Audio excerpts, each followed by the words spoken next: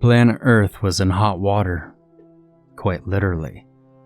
A little under 1,000 years ago, the south part of South America, Africa, and Australia were 3 feet under.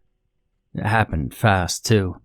In a matter of 100 years or so, these continents had lost a great percentage of their landmass. The North didn't go any better. Canada had major flooding problems after the poles started shifting. History books said that people had enough time to move around and get to safety, but unfortunately, areas in Africa and South America, who were severely impoverished at the time, did not have the resources to do so, and many people perished from starvation, overcrowding, and disease. A lot of islands were sunk as a result of climate change, and Earth's temperatures raised even higher. Historians nowadays describe that as the Scorched Age, and it lasted until about 2200. A lot of life and lands were lost with the planet's new climate. Efforts were put together to fix the situation, to no avail. It was already too late when they started. They did, however, slowly manage to slow down the effects, which allowed some people to survive and adapt, but the Earth's landscape changed. Evolution continued its cycle. The ocean temperature was much warmer, even in the north. Hell, I've only seen pictures of snow. In fact, I don't think even anyone living on Earth currently has ever seen snow outside of history books. And so, somewhere around 2400, I think the exact date was 2455, the United States allied with Russia and the Chinese government for a temporary Mars colony program. I've always loved history, you see, and so I've read many pages on the subject, as far as I could find. And this is probably what led me to become an astronaut and enroll in a colony program 500 years later. Unfortunately, you can't become a colonizer with only an astronaut certificate, and so I studied engineering, robotics, and botany. All 3 of these were important skills to master to become a colonizer. After all, if I were accepted, I was going to be sent up there with a bunch of folks to try and create life on Mars. This was just in case Earth decided to go shit itself. While the temperature had stabilized in the past few 100 years, scientists kept saying that if it stayed this warm, more disasters were going to come our way. The core would become agitated and there would be another shift in tectonic plates, causing hundreds of high-magnitude tremors that would leave cities destroyed. Trees were still thriving in some parts of the world, but if the temperature started rising again, there's no saying what would happen to the rest of the planet's lungs. Basically, scientists knew the planet was doomed. Thus, the birth of space programs. But I digress. Despite all of my achievements and my mastery, it still took me 10 years to be accepted into a program. By the time I was chosen, I'd fallen in love and built myself a nice little family. I had almost forgotten about my dream even. Thinking that I was going to live the rest of my life on Earth, just like any normal person.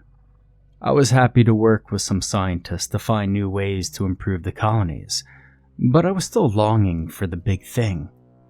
I hadn't stopped training either, but I was still getting close to the age where they didn't even think you were worth sending into space anymore. And then the letter came, and it came like a punch in the face. But a good one?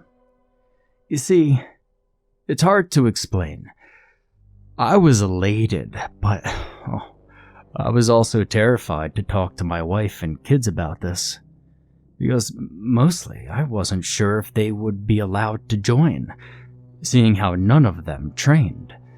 And besides, the Mars colony was a life thing. You just don't go there for a couple of months and come back to Earth. It's no tourist destination.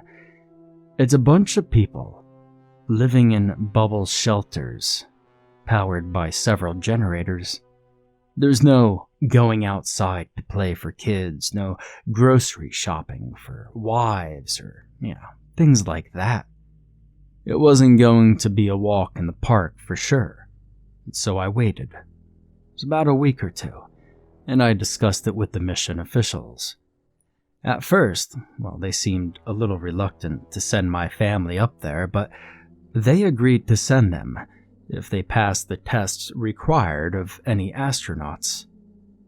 Space travel at this time is really an advanced technology, so there wasn't much training to be done compared to the olden days, but there were still a few psychological and health tests to pass. When I talked to my wife about it, I would lie if I said that she sounded thrilled. She obviously wasn't. Leaving for Mars meant leaving everything behind. Our house, our dog, our families, and our friends. She knew before marrying me, though, that it was my dream, and she knew she couldn't stop me from going. She told me herself she just needed to come to terms with it, and that she'd give me her decision soon. And soon she gave me an answer. It was about 3 days later after she spoke with the mission control officials while I was away completing some training. She and the kids would join me. And I cannot describe to you the feeling that overwhelmed me at that moment. And it's even harder to describe the feeling of holding my wife's hand as she and our kids were put to sleep in the back of the spaceship in preparation for our trip.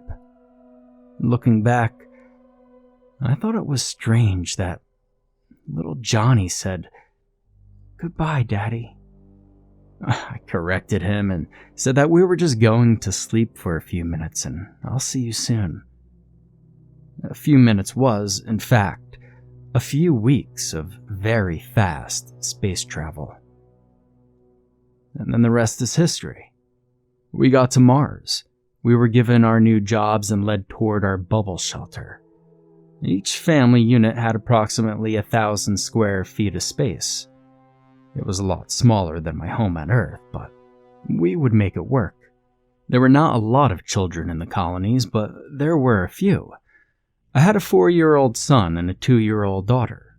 I was worried about them and their future, mostly because I didn't know if they could go to Earth later on in life or socialize like normal kids while living in the colonies, but I was wrong. There were a lot of families, and some of them actually had young kids. This was a new colony, so a lot of the folks they invited up there were just like me. They'd waited their whole life to get there, but they also hadn't put their life on pause for it. A few years later, everyone is well acclimated to our new lifestyle. Plus, with the new communications system, we can now video chat with our families back on Earth. It's great. It lags a whole damn lot, so it's easier to type, but we get to see them again. Anyway, it's a usual morning for us when I'm suddenly called into work early because one of the O2 generators is acting up. Nothing too strange. Sometimes they just need a little love, and they start back right away. But it's also not something you can take lightly, considering that those generators are actually why we stay alive and can breathe without masks. After breakfast, I kissed my wife and I told my kids I loved them and wished them a good day at space school. I kind of love saying that. Space school. It sounds so silly, but it was basically homeschooling done by one of the engineers' wives, who was a teacher back on Earth. Every year, NASA sent new material for her to teach as the kids grew. It was actually pretty neat. So I put on my suit, and I get out of my shelter. The first generators are a good 20 minutes walk away from the bubble shelters, but it's the one in Section F that needs to be repaired. I could take the rover to get there faster, but I love taking a walk on Mars. It's not a hospitable environment, but I definitely made it my home. It takes me about 35 minutes to finally reach the generators in question, and by the time I reached it, my body was covered in sweat. Mars might be colder than Earth, but when you're carrying a suit that weighs about 100 pounds, you don't really see a difference. The gravity is about a third of what's on Earth, so if I were back on Earth with that suit, I'd be carrying 300 pounds on my body. 100 pounds is still heavy as hell, but since I did it every day for the past few years, I've gotten in pretty good shape. You never hear the wife complaining anyway, well, that's for sure. As soon as I found the generator, I'm able to find the problem. It wasn't even that big of a problem, but I still started to fix it. One of the calibrators was a bit loose, so all that was needed was to tighten a few things and make sure that they wouldn't budge. I was going to add a strap or two to solidify everything, but I would have to go back and ask NASA for a parts shipment in the next month or so. We were still fine back at the labs, but just in case, it was better to be safe than sorry. And just as I was about to turn around, I hear the telltale sound of an O2 pipe bursting. The whistling of the O2 evacuating the pipe forced me on high alert, and I called reinforcements with my communicator.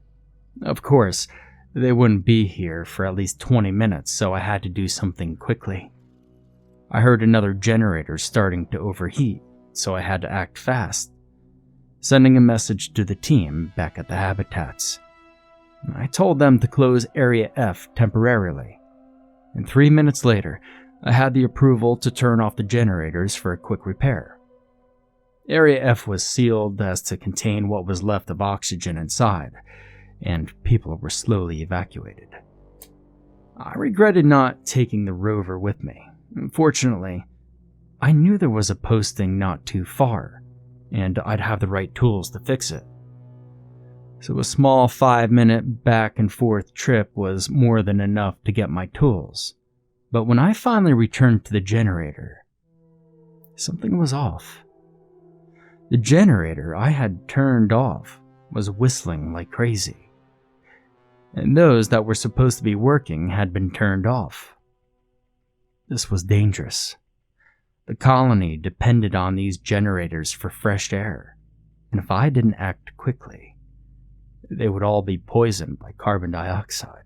I rushed to the first generators and started them up again, but by the time I reached the fifth, I felt like I was being watched.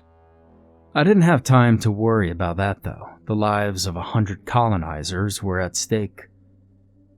I was about to turn on the last one, except the one that was damaged, when something pulled on my oxygen tank.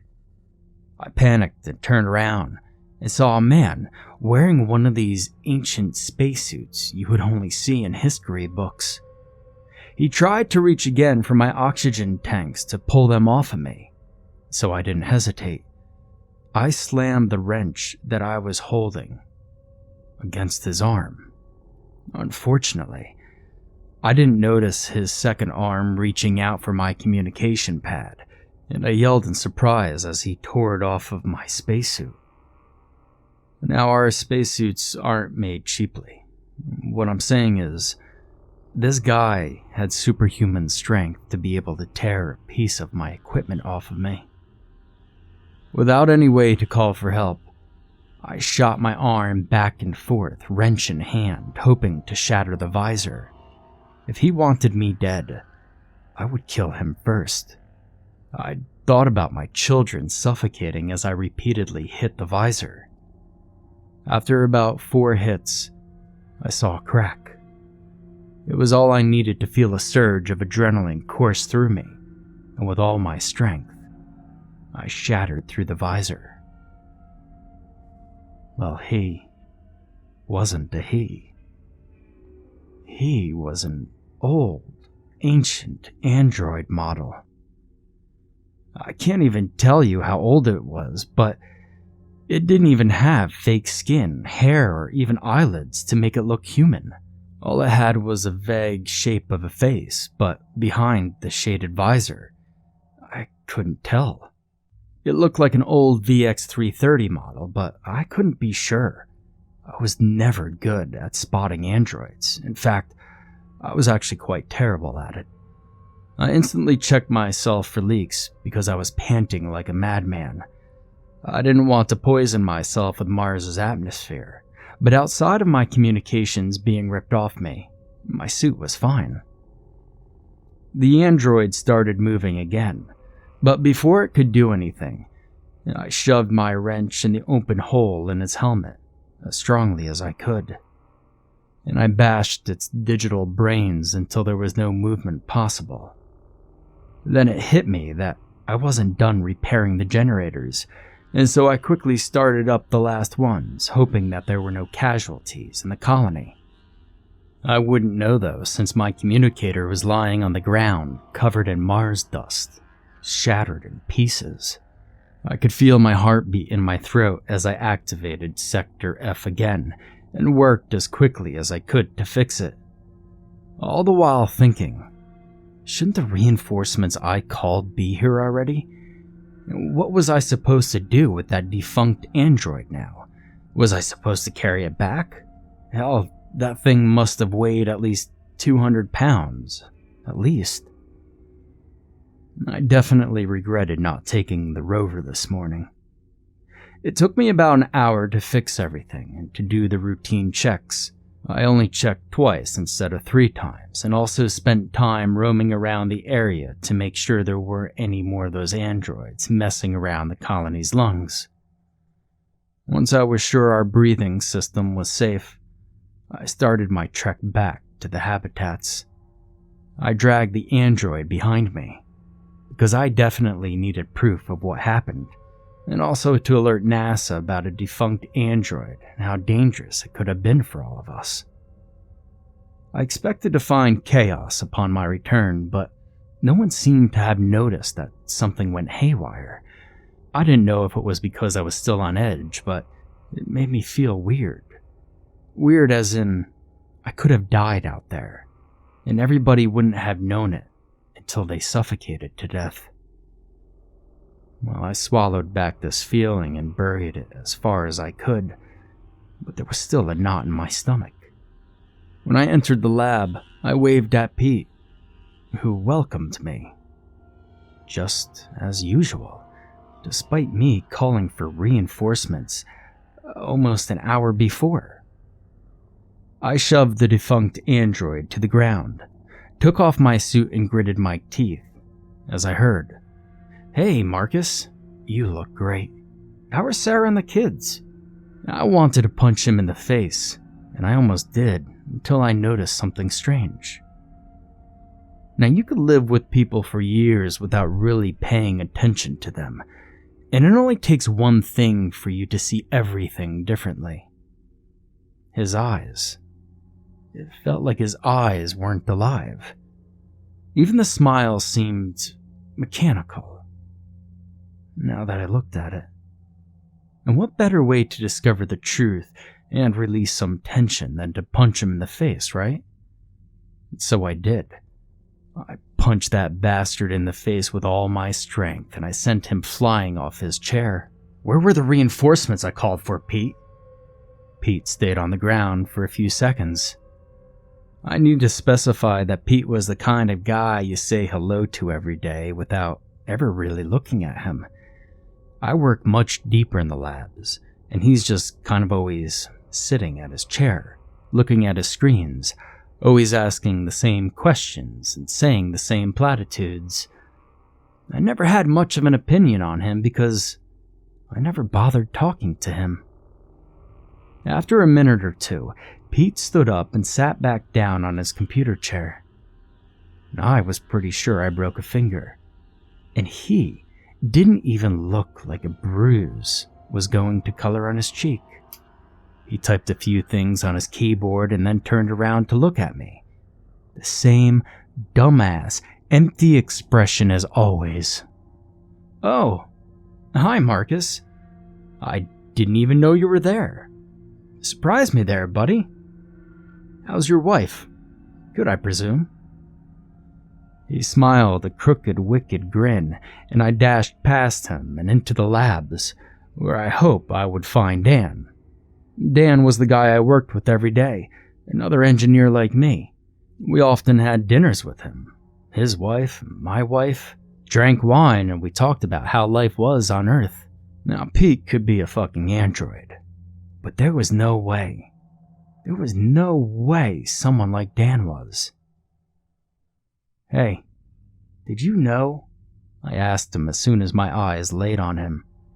"Did you know that Pete, Pete out front, was an android?" Dan smiled at me. For the first time, I felt a chill. His reply of, "I don't know what you're talking about. Everyone here is human and has been specifically chosen for this mission." Well, that made me feel sick to my stomach. Did I really not give anyone attention in the time I was here? This couldn't be real. I came closer to him and grabbed his wrist. Any normal fucking human being at this point would pull back and ask what the hell I was doing. But not Dan. Dan looked at me with an expression that I could only describe as uninterested. And I realized for the first time that there wasn't any warmth to him either. I rushed out of the lab, past Pete, who wished me a good rest of the day, and I went back to my wife. Now, she was warm, she was soft, she was breathing. I told her to get the kids and lock herself in our family unit. Her eyes widened in panic, and I wish I could have told her something reassuring. I wish I could have told her that everything was fine, but, well, it simply wasn't true. As I left her alone again, I walked through the different areas of our colony. The more I looked around us, the more I realized that my family and I were the only humans around. I passed the school habitat and watched my kids, surrounded by tiny androids and a teacher that was also an android. And it was all in their eyes. They say the eyes are the mirror of the soul, but what are you supposed to feel when there's no reflection in them? I finally found the comms room. I told the androids there to get out and that there was a fire in Zone C and they needed to evacuate. This situation hadn't been implemented in their reaction system because they kept repeating they didn't know what I was talking about. I had to remove them and lock the door behind me, but I could see the cameras. I instinctively looked for my family, and my wife had done exactly what I had asked of her. She took the kids out of school and brought them to our shelter before locking every single door. At that point, I swallowed heavily as I called the station back on Earth. "NASA, this is Mars Colony number 717. Answer me, please." NASA replied, and I nearly threw up as I told them about all the fears and questions that I had had. Why androids? Why was our family the only flesh and blood in this god-forsaken colony? "You're fine." That's what they said. Then they told me that I signed up for this mission as an experiment to see how different humans would react to different isolation situations. I was flabbergasted. I told Mission Control that this is not what I signed up for.